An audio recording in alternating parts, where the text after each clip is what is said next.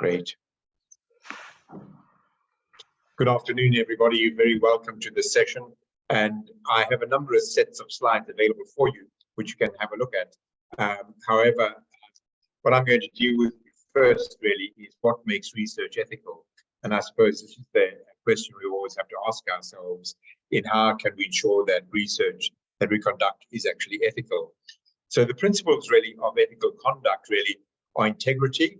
This is a commitment to research of knowledge, which is honest. The conduct is ethical, and the dissemination and the communication of the results. Respect for persons, and we'll come into this in a little bit more detail regarding the welfare rights and beliefs, perceptions and customs of the people involved. Beneficence, really, our responsibility is to minimize the risks and harms to people, and justice, the fair distribution of the burdens and results of the research, which become important for us as well. So the procedures really for looking at this are the following. Researchers are the key actors, and it's important that you actually think very seriously how you prepare your study, how you're going to run your study, and then also how you're going to disseminate the results of your study. And what becomes very important in this really is authorship. Who are the authors when you publish your papers, and in what order will these authors be listed on the paper? So that becomes important for people as well, which we need to be aware of. Also, this looks really at some of the procedures as well. The goal of your study, the researchers should reflect aspects of unintended use of the findings, or even misuse or dual use. And we'll look at that in more detail in a couple of minutes. Supervisors need to care for the atmosphere of trust and transparency to avoid a negative form of competition and incentives for scientific misconduct. And then the publication, as I've mentioned to you as well. And researchers should provide elements to share the findings with the public as they encounter them as well. So really, I'm going to look at really the social and scientific value of the research. You have to try and demonstrate, that your research has scientific value. Does it actually contribute to the body of knowledge that is there already, or doesn't it? Or are you actually duplicating research that has already been conducted? Now, the social value is something slightly different, and this has been brought in recently. And this really tries to ensure that your research really has a social value. And if any of you are applying for the European grants at some stage in the future, you have to try and demonstrate that you conducted focus groups, maybe run surveys, etc., that your research will have social value. So you can't just say automatically that my research has social value. You've got to try and demonstrate that it has. Then the scientific validity of the study, and this looks really from the methodological point of view, and the ethics committees will look at, say, what are your scientific objectives? What methods are you going to use? Are they actually achievable? How are you going to recruit, etc.? So those become important elements in the research that you conduct. Then collaborative partnerships. Up until relatively recently, that was rather a small types of partnerships. But in some of the larger studies, we now have huge collaborative partnerships. I can think really, I work as ethical advisor to the Euro vaccine projects, and sometimes we'd have up to 16 partners. The Zika virus had up to 16 partners, etc. The one that we're dealing with at the moment is leishmaniasis, that has about 5 or 6 partners. So these would be collaborative partnerships that start to emerge as well. Now, these could be between academic institutions, scientific laboratories, etc. So these become very important as well. But this is extended in the sense that we now look at collaboration also with the research participants, that they are not seen as passive people in a sense that they just accept what's done to them, but they're actually seen as active in the research as well. So they're able to conduct the research and chat to you about it and feedback to you how it is affecting them or not, particularly in clinical trials, but in other areas as well. Fair subject selection.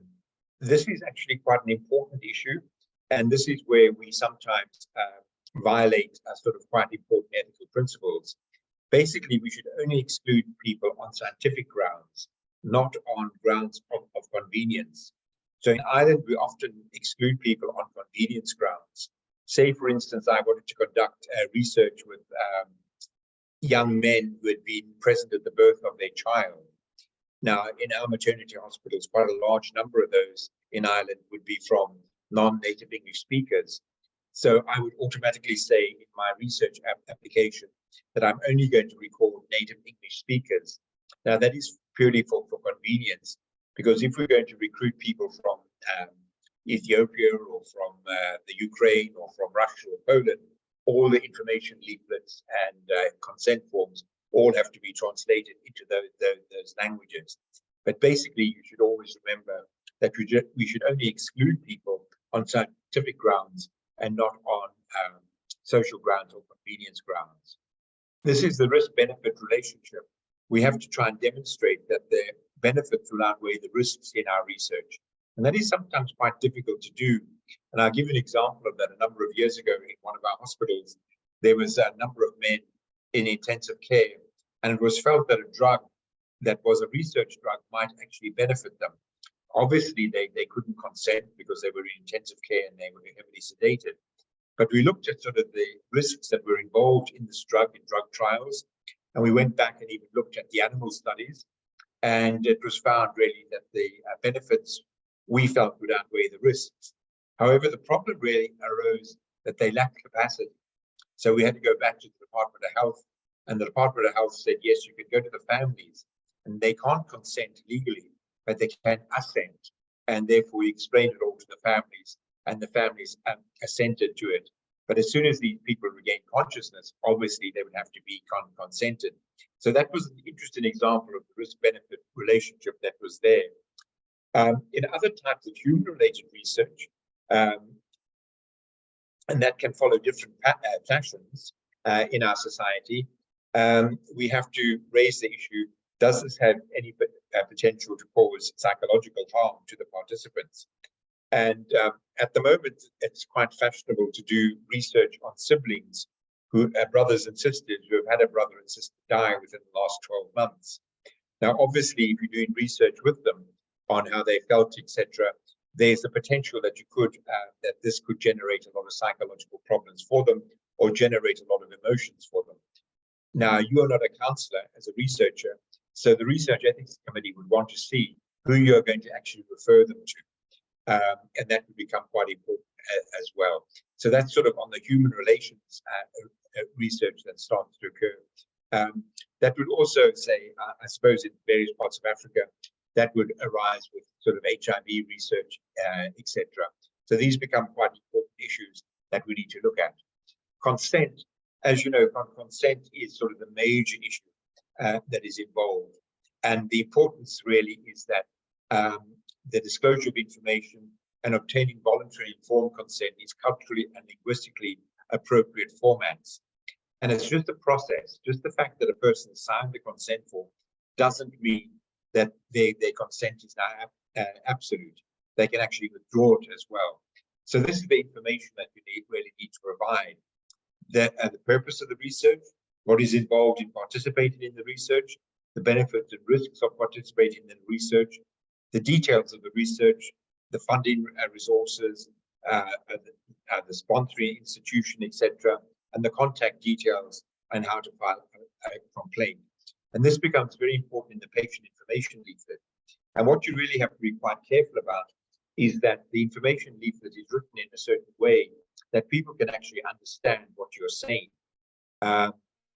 And so say, for instance, I want to take blood from patients, and I say to patients, I'm going to take 10 mils of blood. Well, nobody really knows what 10 mils of blood is.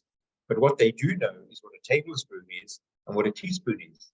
So you've got to tell them, I'm going to take 5 tablespoons of blood from you or 5 teaspoons of blood from you, that they can actually understand that. You also have to warn them that if they're going to give blood, A, it could cause pain. Basically, you're going to stick a needle in their arm, and it could cause bruising. So if they see that afterwards, they don't panic, that they've actually been told. So the information leaflet is quite a crucial document in a sense.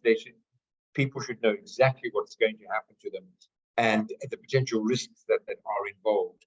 Now, in clinical trials, that becomes quite an interesting one, because normally in the application to the Research Ethics Committee, the committee requires to know a knowledge of all the adverse incidents that can occur in the clinical trial.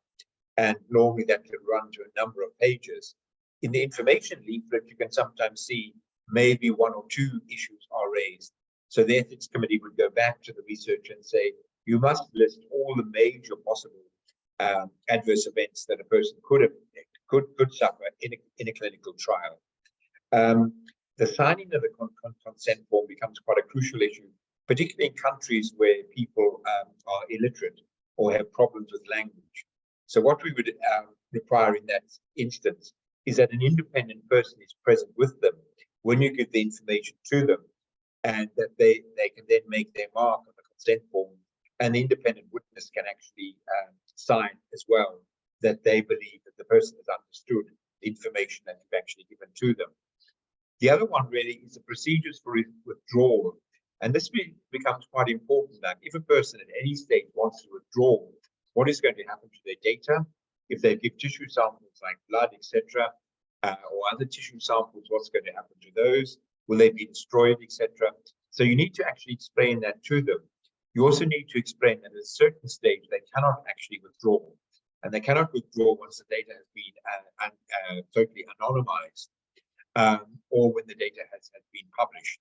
So people need to know that the actual withdrawal stage is actually limited for them as well.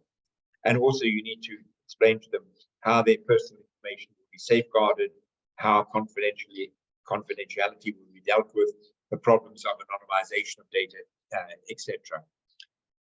So this just gives you sort of going back sort of to the whole informed consent issue. And this goes back to the English philosopher John Stuart Mill. He says, oversight over his own body, mind, and individual is sovereign. The protection of patients and the subjects, the avoidance of fraud and duress, the encouragement of self-scrutiny by medical practitioners, and the promotion of rational decisions, involvement of the public in controlling the direction of biomedical research. Generally, when we look at consent, we look at sort of these 5 major principles, is that it's voluntary, that the person actually agrees to, and they haven't come under any pressures, either from their family or from pharmaceutical industries, etc., that there's no pressure on them, that it has been voluntary. Normally, the disclosure, the information, as I mentioned in the information leaflet, becomes crucially important, that they've actually understood. And this is a two-way process at times that we use. And sometimes people use the teach-back method. You explain this to people, and then you ask them to repeat it back to you. Competence, and this is capacity, and I'll deal with it in a little bit more detail later, but this becomes a crucial issue. How do we ascertain that the person actually has the capacity to consent to be part of this research? And capacity can vary over time and issues. We'll come back to that. And then the decision in the documentary evidence is normally the signing of the consent form. Sort of the international guidelines on this really is, if significant changes occur, then you need to notify people about this. If new information becomes available that will affect the willingness of subjects to continue to participate, that needs to be told to them as well. Long-term studies at predetermined intervals, even if there are no changes in the design or the objectivity of the study, and minors on reaching the age of majority, and then the Council of Europe's recommendation. So if we go with minors, very often we have longitudinal studies with minors, and we start recruiting them at about age 13. And we're going to do a longitudinal study which might run for the next 10 years. As soon as they reach the age of 18, they now become adults, and you've got to go back and reconsent them to ensure that they want to remain part of the study as well.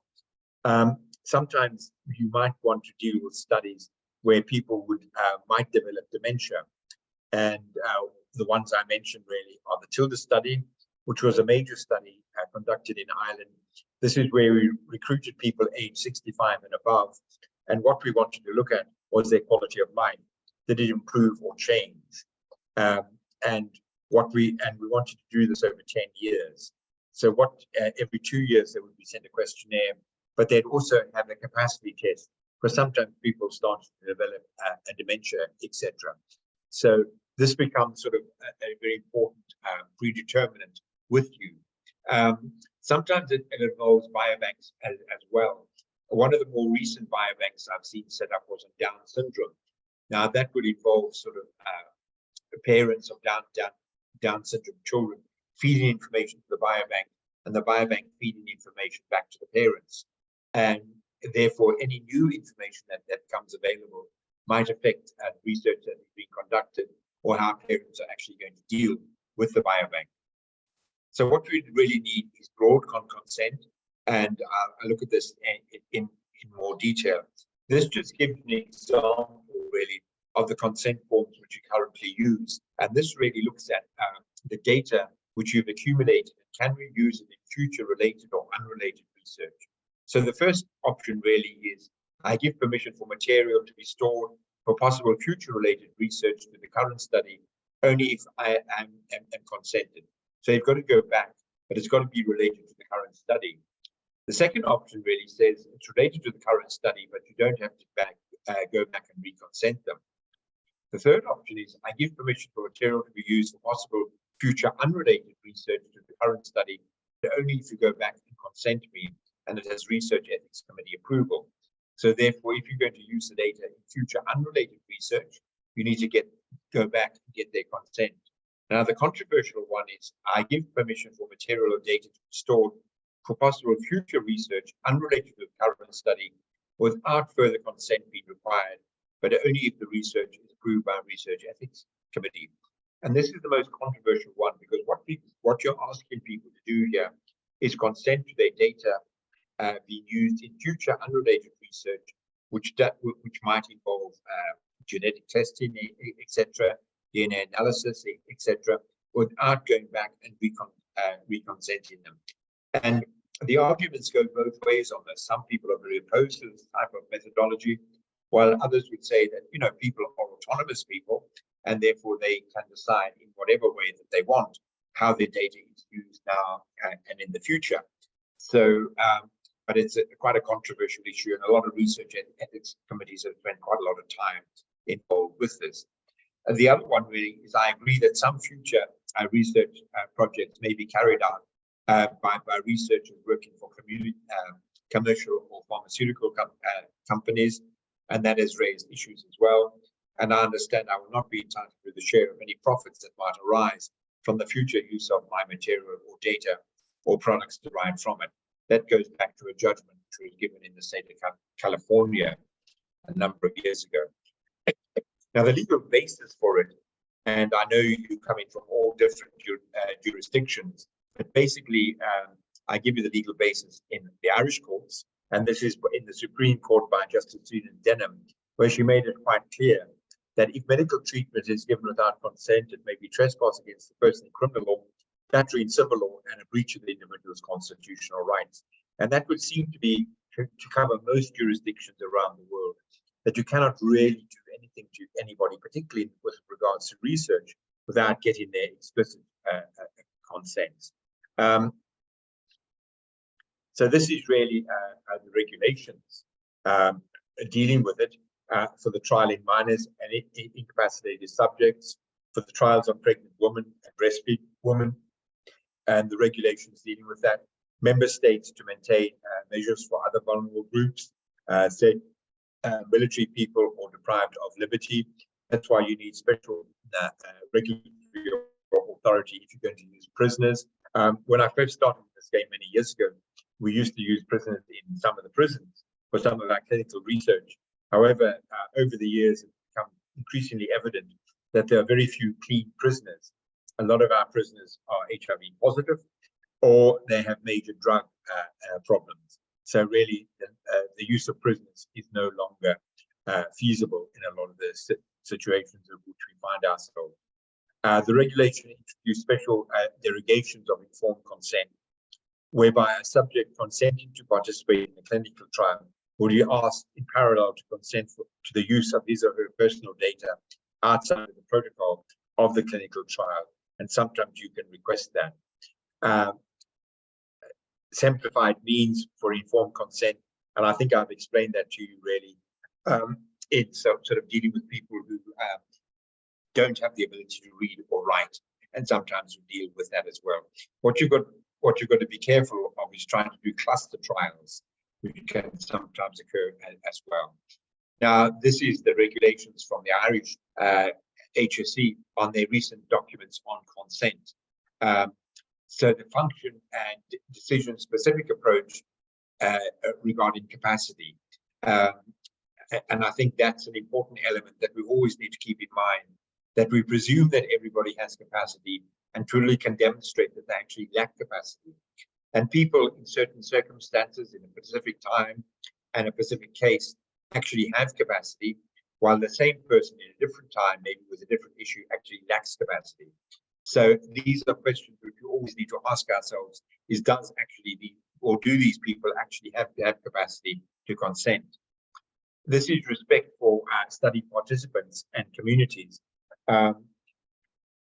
This is to monitor the side effects and provisions of information, the protection of confidentiality, and as I mentioned, the subject's right to withdraw. And this becomes very important if people want to know where their data is being stored. Like, for instance, in the European Union, in Ireland, if we want to transfer data, say, to the United States, we would need a memorandum of understanding from the laboratory in the United States or from the researchers in the United States that they will abide by European law, and that is under GDPR. So people need to be aware of GDPR and how important it becomes. Also, an important element is that once data is transferred from outside the European Union into the European Union, it becomes subject to GDPR. So these become important events as well. So what I can't overemphasize is the importance of the information leaflet, that there should be no surprises for anybody involved in research around sort of what's going to happen to them, where their data will be stored. If you're going to transfer data, etc., to another country, you need to tell them that. What becomes quite common is that if you're going to run focus groups or going to do interviews with patients and you're going to audio record them, well, obviously the person needs to see the transcript to ensure that it's an accurate rendition of what actually happened. But also a problem in Ireland and in Europe is the transcription of the audio recording. And it's quite expensive in Ireland to do that, to find somebody to transcribe it. So we generally tend to send out our audio recordings to India, and the Indians transcribe it for us at a much reduced price and then send it back to us. But you need to tell your participants that you are actually transferring their audio recordings to India to have them transcribed. So privacy, the privacy of the persons in concern and the confidentiality of their personal information should be respected to the greatest possible extent. Such information should not be given or disclosed for purposes other than those for which it was collected or consented to, consistent with international law, in particular the international human rights law. So basically saying that you can't disclose information without the consent of the person involved. However, there's an end of privacy. How private is our information? When conducting genomic research, two essential values of scientific validity need to be looked at. The need to share data broadly to maximize its use for ongoing scientific exploration. The need to protect research subject privacy. The assumption of anonymity of genetic data sets its tenuous genetic data intrinsically self-identifying.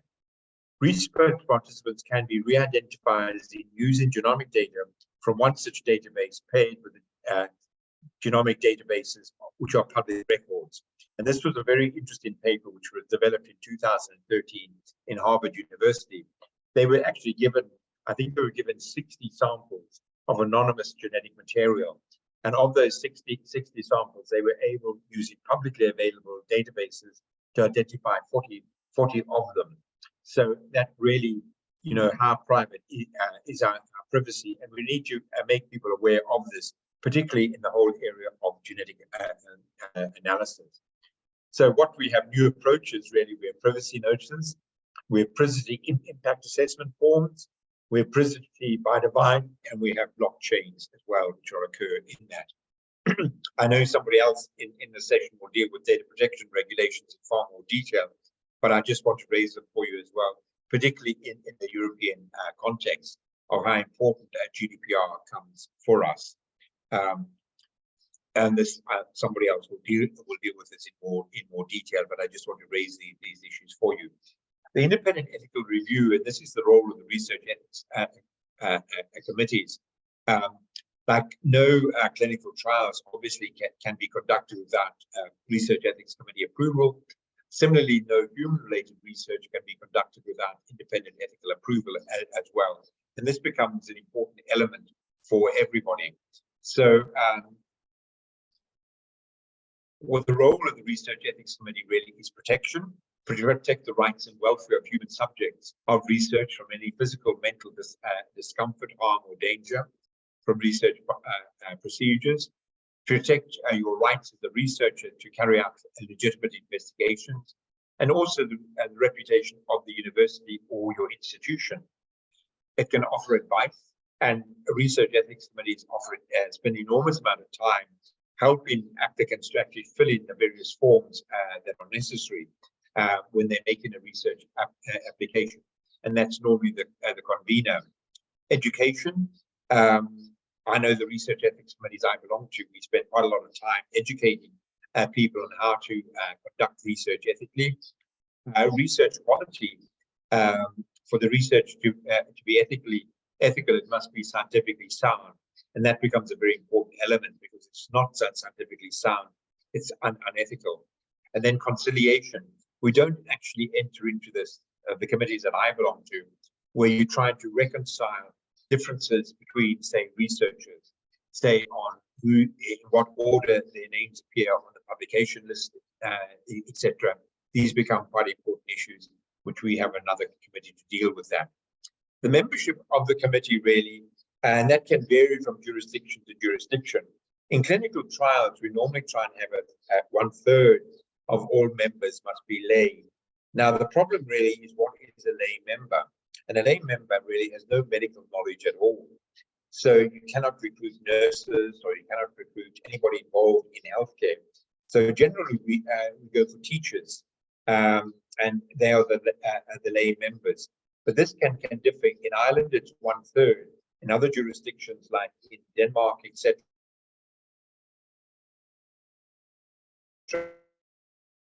their clinical trials are lay. So this can differ depending on the jurisdiction in which you find yourself in. This just looks at, say, Ireland at the moment. And we have national, we have 3 of them, and they come all clinical trials. So anybody involved in a clinical trial in Ireland really has to go through the national committee. We also have all mechanical devices. If you're wanting to develop a mechanical device or trial a mechanical device, it must go through the national committee. Obviously, all clinical trials must be approved by the statutory instrument body set up by the government. In Ireland, it's the HPRA. Our problem really is, and a lot of countries' problems really, is that human-related research, there's no common or national committee to deal with human-related research. So that is always dealt with by local committees, either in hospitals or in academic institutions like universities, etc. And the most common one, I suppose, coming through the hospitals would be, I'm just thinking of the last couple of months, retrospective chart reviews. A lot of students who are medical students who are doing, normally in the summer months, latch onto a consultant and want to do for part of research, and that's the retrospective chart review. We also have a lot of people who are doing master's degrees, particularly in laboratory services, and what they want to do is compare one laboratory methodology to a new methodology. Now, all these have to go through the local research ethics committees.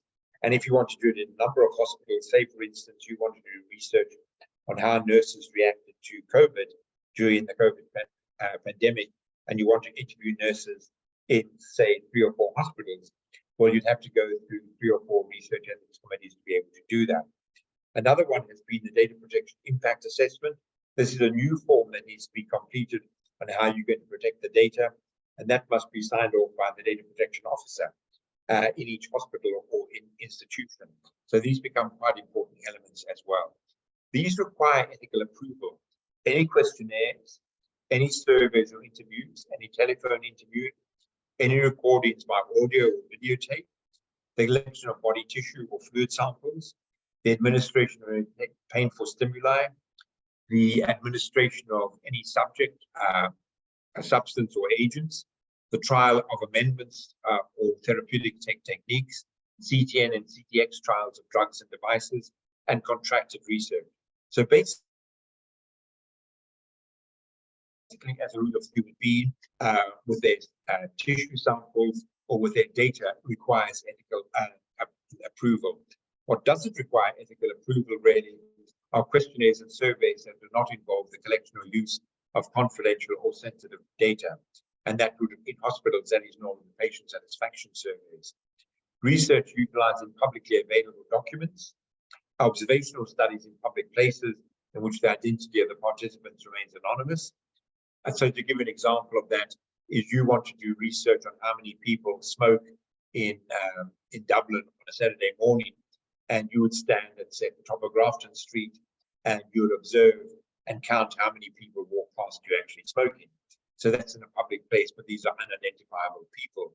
Audit, that's quite a tricky issue. And what we require in the hospitals really is that people who say that they're conducting an audit, they need to go through the audit committee. And if the audit committee believe that it's audit, well, then they don't require ethical approval. But if the audit committee believe that it is research, then they have to come to the research ethics committee. The monitoring of quality of care and resources and allocation criteria. So what is vulnerability? And I suppose this becomes an important question for us always. This is the research reduced ability to protect one's interests, not in a position to make free choices about participating in research. Why? Lack of capacity, as I've said, to understand what research is about, make decisions about their participation, and may be coerced into taking part. So what you find in a lot of institutions, not because of vulnerability, but because of over-research. Say, for instance, I do some work with intellectual disability services, and what we see coming in on a regular basis is people wanting to do research on autistic children. And it's very easy to get the consent of parents for research with autistic children because they will grasp any possible solution to dealing with a child with severe autism. But what we found is that there is over-research on autistic children, and therefore in the intellectual disability service in which I work, we only permit 4 research applications a year on autistic children.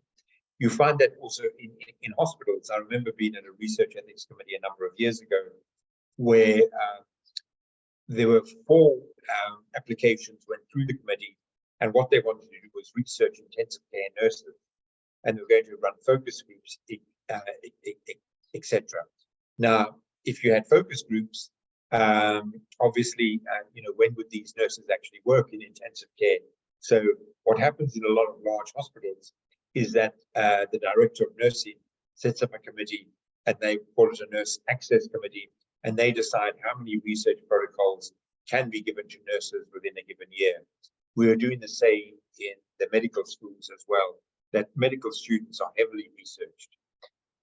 The other, I suppose, when you look at vulnerable groups, who are they, etc. Children, obviously, fetuses, pregnant women, prisoners, students, incapacitated people, people with mental illness, people suffering from dementia or coma, terminal illness, emergency patients, and minority groups, and economically disadvantaged. So those would be the general categories of what we consider to be vulnerable, and therefore the specific ethical issues arise with vulnerable groups. Research with a vulnerable group is only justified if the research is responsive to the health needs or priorities of this group, and the research cannot be carried out in non-vulnerable groups. In addition, this group should stand to benefit from the knowledge, practice, or interventions that result from the research, and this is held in Helsinki 2013. So quite a strong view that you can only do research on vulnerable groups, A, if they can benefit from it, and if you can't do this research in non-vulnerable groups. So if we look at, say, 90% or 91% of medicines approved for use in adults do not have sufficient safety data for use in pregnancy, and to 99% of women take medication during pregnancy. Are pregnant women vulnerable, and should this exclude them from clinical trials? So that's just a question that arises regarding pregnant women. Does the term vulnerability stereotype whole categories of individuals without taking into account the specific needs of these people? And are some people vulnerable in certain circumstances and not in others because of the timing of the research, say the first day after natural or man-made disasters? Like, there's a lot of interest really in disaster research. Like, how do people react immediately after a major disaster, say an earthquake or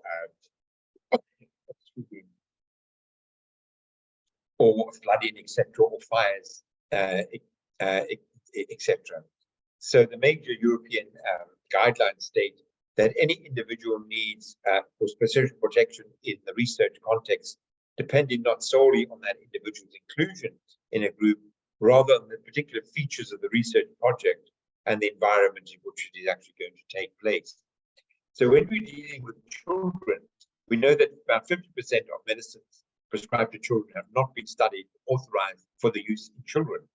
I was involved in quite an interesting legal case a number of years ago, and it was really for the vaccine that was used during the swine flu pandemic that started to emerge a number of years ago. That vaccine had been trialed on very small children up until the age of 5, and then on adults, but it had never been tried on adolescents. And therefore, how could adolescents actually consent, or parents consent on behalf of adolescents in that type of research? And basically, the plaintiff won their case on the grounds that the consent was very poor and that the research hadn't been conducted on adolescents, and quite some substantial damages had to actually be paid. So this is the question always with children. Before involving children, you need to ensure that the research might not equally be carried out on non-vulnerable people, adults. The purpose to obtain the knowledge relevant to the healthcare needs of the child.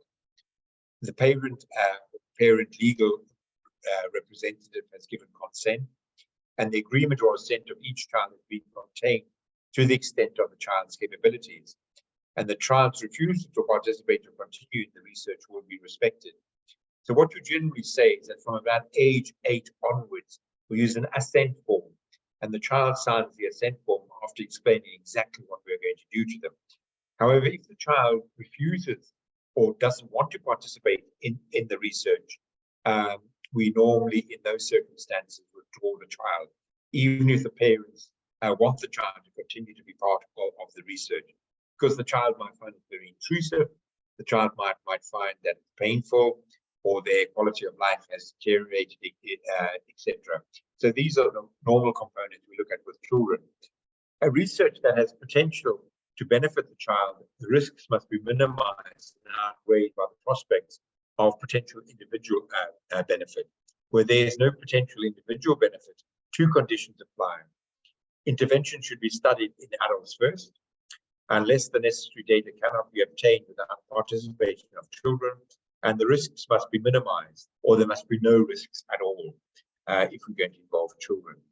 When dealing with incapacitated adults, the similar criteria involve that we need to demonstrate that this research can only be done on people who lack capacity, and therefore the potential lack of capacity to consent, who will assent on their behalf, and therefore there should be a direct relationship between the research that you're going to conduct and the potential benefits to the person who lacks capacity as well.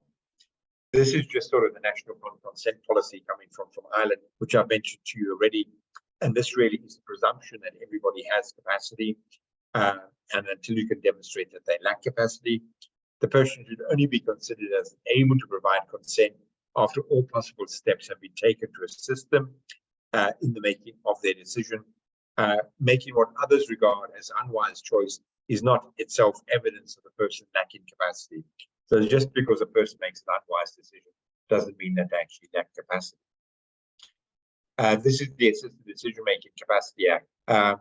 Once again, the general principles of it are the presumption of capacity. The relevant person should not be considered as unable to make a decision unless all relevant steps have been taken to help them. Having made or likely to make an unwise decision is not indicative of being unable to make a decision, and there should be no intervention unless all necessary steps have been taken to assist the person. This is just emergency and intensive care, very similar to what I've already mentioned to you as well. And then some of the regulations governing that. I suppose what we really need to look at is the genetic research. Practically every clinical trial which I've reviewed in the last, say, 5 or 6 years have a genetic component to them, and therefore people need to be spoken to about this, the implications of it. Where people are asked to consent to the collection of the genetic material or data for research, they should be advised of the following. Advice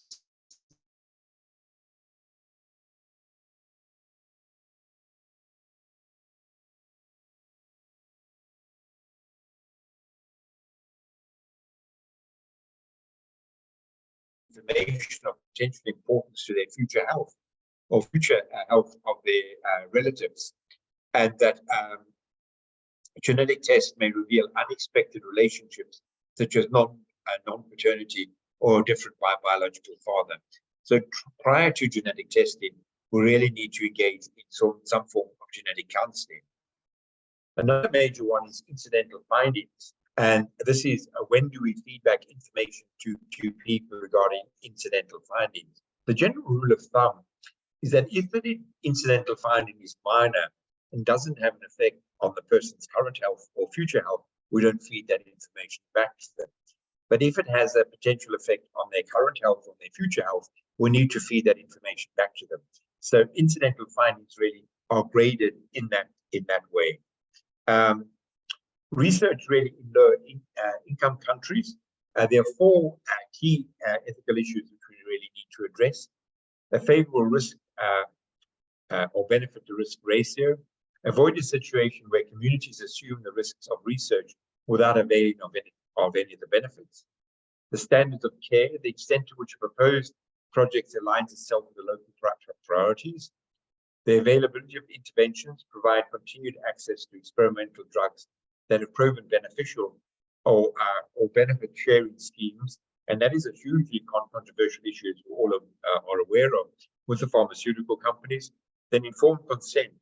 Local communities should be involved in recruitment and informed consent procedures that are consistent with the cultural, political, and social practices.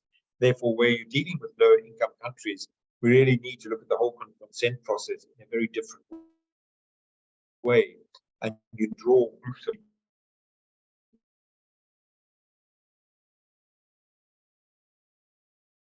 give the information of the process.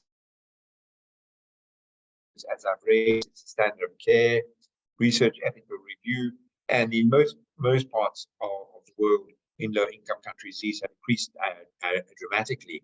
And say some of the research I would be involved with, say, with leishmaniasis, that research has been conducted in the Sudan. Most of the clinical trials have been conducted in the Sudan, but there's certain transfer of data to Ethiopia, Kenya, and Uganda, and they would all require local research ethics committee approval. The informed consent process, how that is done, protecting communities once the research is conducted, and then what happens when the research is over. And this is most probably the more controversial issue of all. Research in resource-limited settings, really. Invest in sustainable research in terms of the general infrastructure, the security, health systems, equipment, etc.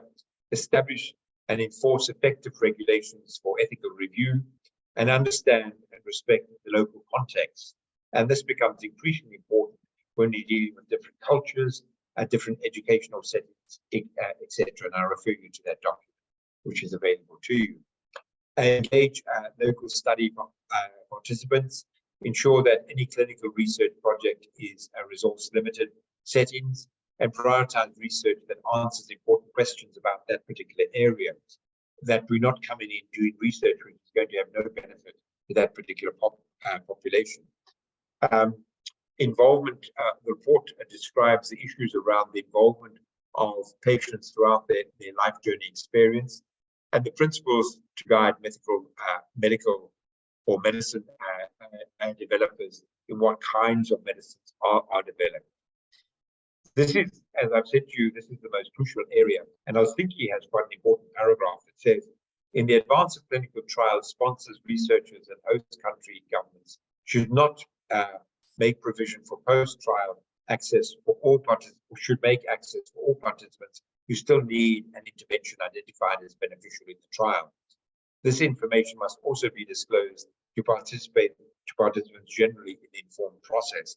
And as you all understand, this is a very controversial issue between the pharmaceutical companies and the researchers, and whose responsibility is it?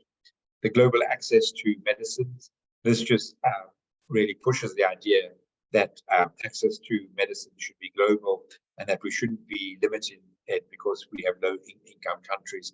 And I think we started to see this in the whole COVID thing of access to vaccines, etc. This is an important element of industry-academic collaboration, and this has become more important over the years as we have more involvement with industry and academia. And these are just some points which you can look at in your own spare time. Payment. Generally speaking, really, we don't pay people to participate in research. However, that has become a very important element, particularly for us. If you look at human-related research, for instance, if you want to get people to fill in questionnaires, it is now very common in Ireland that you actually give them money, and that can be in the form of a voucher for a supermarket, etc., between 20 and 50 euros, because people get so many questionnaires that unless they actually have some type of voucher, they won't fill in the questionnaire. So this has become quite a major issue for us. Clinical trials, by and large, we don't fund people to be part of the clinical trial. I'll just do this very briefly with you. And this is really the issue of challenge studies. And this has become very important to us, particularly with COVID. There's a long history in medical research of intentionally infecting healthy people in order to study the disease. The romanticized story of veteran Jenner and James Phipps fired the idea of vaccinations. Healthy people have been infected not only to study viruses, but also to study the causes of the disease, as in the famous case of Walter Reed and the Yellow Fever Commission. Human challenge studies are an important strand of the much current research, particularly in the development of vaccines. So this was really the whole issue of challenge studies with COVID. I'm not too sure if you're familiar with challenge studies, but I'll give you an example. I was involved in trying to develop a vaccine for the Zika virus. As you know, the Zika virus is borne by mosquitoes. If it bites you, you get sort of like flu-like symptoms. But if you're pregnant, it can have a major effect on the fetus. And we've all seen those terrible pictures coming out of Brazil of babies born with very small heads affected by the Zika virus. So what happened really was this very large consortium was set up and funded by the European Union to try and develop a vaccine for it. And we started, say, with mice, and we used a variant measles vaccine, and the results looked pretty good. We then went on to the non-human primates. Now, the non-human primates for research are bred in Mauritius, and they were then transferred to Paris. And they were given a couple of weeks to acclimatize, and then you vaccinated some of the non-human primates, and then deliberately infected them with the Zika virus and saw whether your vaccine worked. Or you infected them with the Zika virus and then vaccinated them. And this is what's called the challenge study. Now, Helsinki is quite clear that the health of my patient will be my first priority or consideration. While the primary purpose of medical research is to generate new knowledge, this goal can never take precedence over the rights and interests of individual research participants. So Helsinki is quite clear that it's not actually in favor of these types of studies. So the ethical questions which arise with this, the advantages really of what they did in the UK was they recruited people between the ages of 18 and 30. And these were healthy volunteers. They would pay them £4,500 a year to be part of the study. And this is how they argued it. The advantages really is that the cost and time effective as to allow for a quick differentiation between promising and poor vaccine candidates requiring small numbers of participants saying expose fewer number of people to risk. So this was the idea that basically I gather that there are about 300 vaccines out there to deal with COVID-19. But what we're trying to do is find a vaccine that can be administered once a year, like the flu vaccine, and doesn't have to be administered every couple of months. I'm sure some of us have been vaccinated 4 or 5 times against COVID at this stage of our lives. So to try and find one. But the question is, does intentional exposure of healthy individuals to disease violate the non-harm principle? Like, we shouldn't actually harm our patients. We're now going to deliberately infect them with a disease. Is this especially relevant to COVID, given the lack of treatments? As you will all know, we don't actually have a cure for COVID. If somebody develops COVID, we can actually give them various drugs which might limit the symptoms of COVID, but we can't actually cure them immediately with that. So are we affecting them in some ways? Is it enough that people freely volunteer? And who determines whether the risks and benefits are appropriately balanced? And this becomes an issue as well. Like, how can you actually give your consent to something you know nothing about? What effect this will have on you. So this regards quite serious challenges regarding informed consent. And one of the issues that is starting to emerge from this is long-term COVID. Like, initially when COVID was diagnosed and treated, we knew that it caused major respiratory problems. But subsequently, we know that it has caused neurological problems, and we also know that it has caused cardiac problems. So, these were only starting to emerge now. So, how can people freely volunteer in these areas? Challenge studies, as I've said, offer advantages, cost and time effectiveness that they allow for quick differentiation between the promised and poor vaccine candidates. They require smaller numbers of participants. Does intentional exposure of healthy individuals to a disease violate the do no harm principle?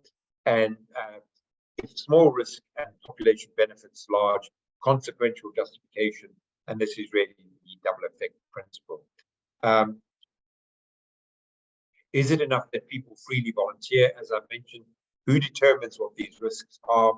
And if the research subjects are harmed, could it undermine future confidence in medical research? And should people be paid? And we know that we paid £4,500 for it.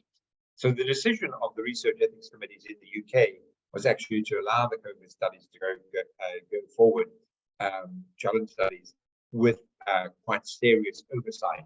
And they more or less quoted the WHO guidelines on dealing with challenge studies. So that is sort of what I've been dealing with you. So hopefully you found that beneficial or of interest. Can I, Godfrey, do we have time for questions, or do we allow people to raise any questions? Yes, we can have a 10-minute question and answer session or comments. Participants, please feel free to raise your hand or leave your question in the chat.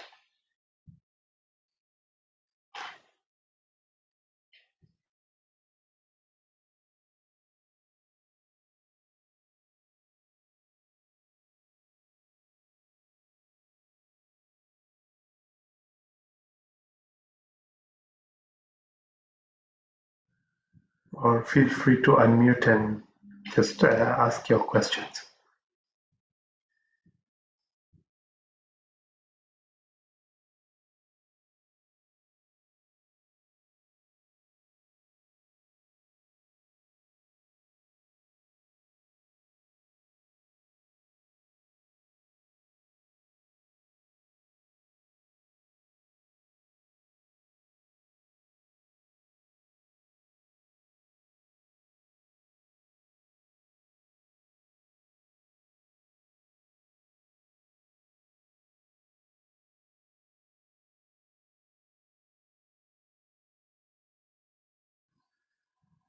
There's a question from Joseph. At what point is withdrawal of consent not possible? Yeah, basically, you cannot withdraw well, you can withdraw your consent, but basically up until the stage when you've anonymized the data, because once the data has been anonymized, you actually can't, because you can't identify it. And also the other category is once it's been published. There's been a number of problems where data has been published and people have withdrawn their consent, and then you've got to go back and withdraw the article. So basically, you need to tell your participants that they can withdraw up until the time when you anonymize the data, or until it has actually been published.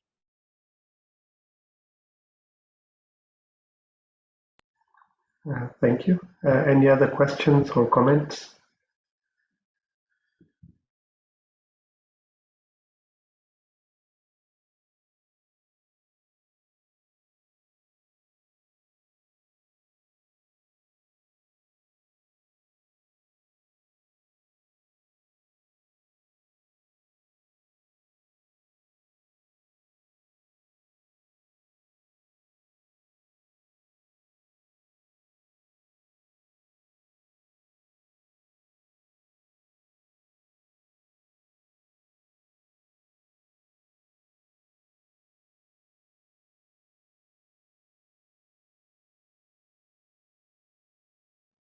We have a question from Fabrice. Yeah, I see that.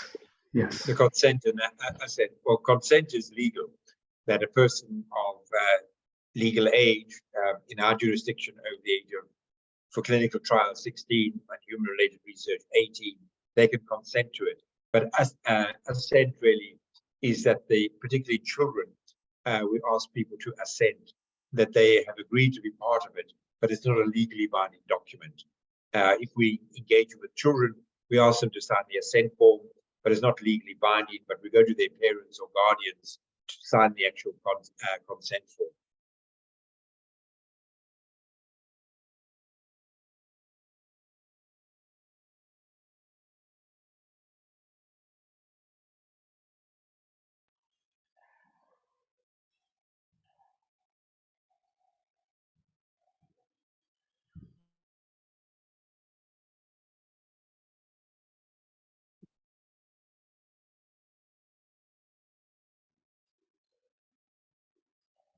Do we have any more questions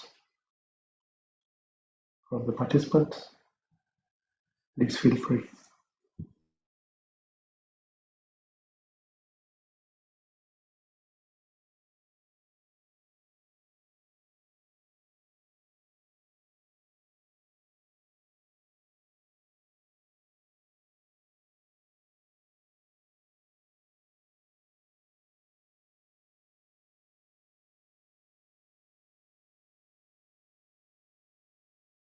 Yeah, that's an interesting question.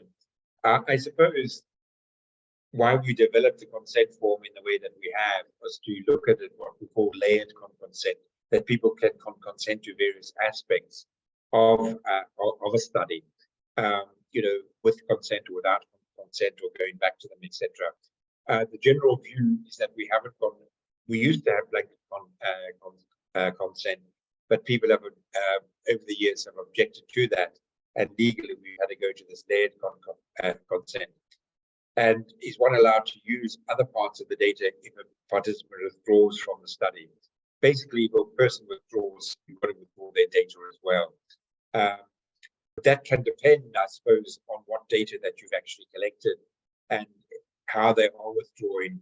And sometimes they can withdraw from the study, but they might agree to allow the data that has already been collected, or the tissue samples that has already been collected, to be actually used. So the withdrawal can actually be a process as well. It's not sort of blanket withdrawal in a lot of circumstances, but it can be a phased withdrawal as well.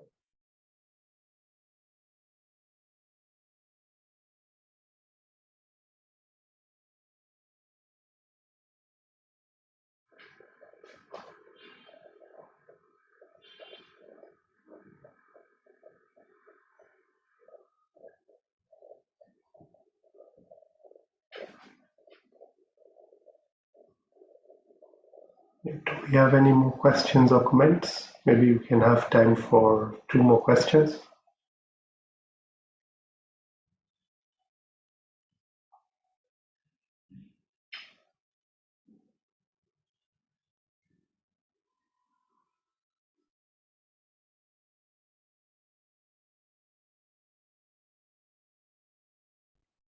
Yeah, well, that's really the adverse incident report. We would normally, the Research Ethics Committee is normally informed about once or twice a year of any major adverse incidents. Obviously, if an adverse incident is death, it needs to be informed more or less immediately.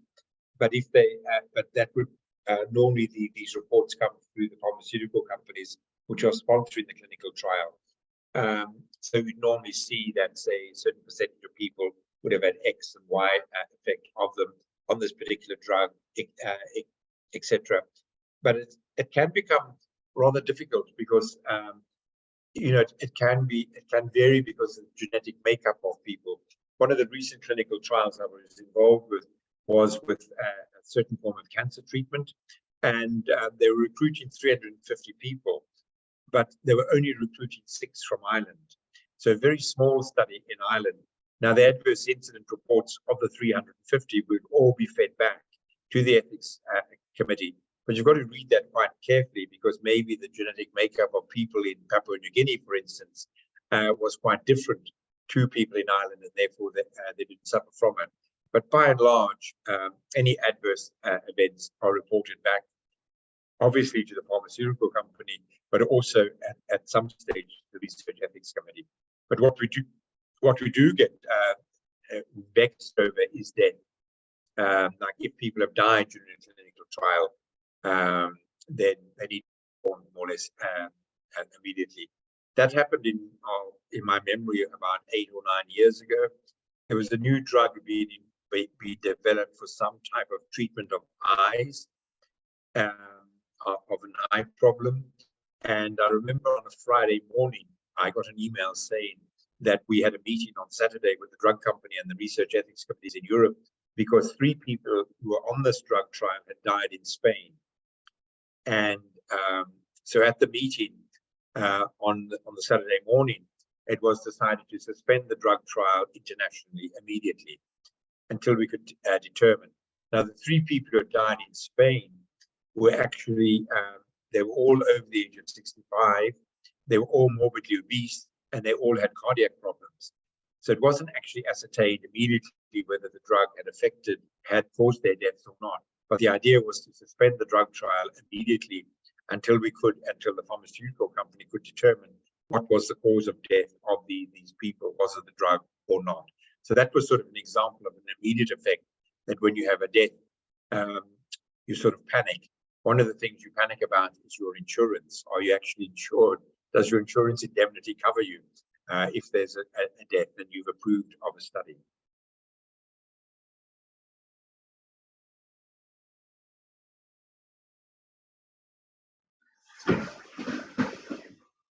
Thank you. I think we can take one more question if participants have.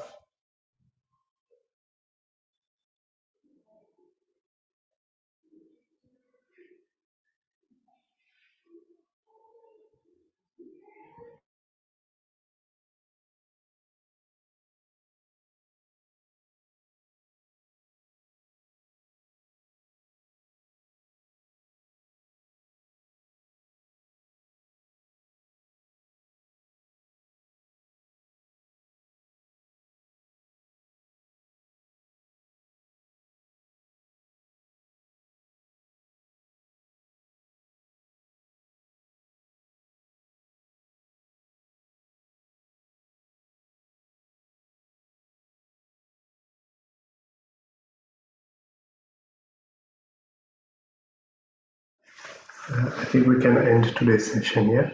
Right, thank you very much.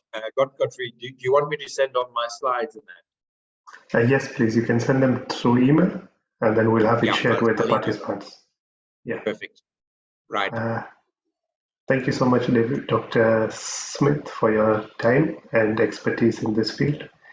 I hope that all the knowledge will be useful to all the participants in their research proposals and in their future projects. Thank you so much. Godfrey, and I wish you all a very good afternoon or evening, whatever part of the world you're in, and a pleasant weekend. Thank you so much. Have a great weekend. Please join us next week, Friday, same time, 4 o'clock. We have planned 2 speakers for you, and I do apologize for today's timing, but thank you all so much for your patience. Have a great weekend and a nice coming week.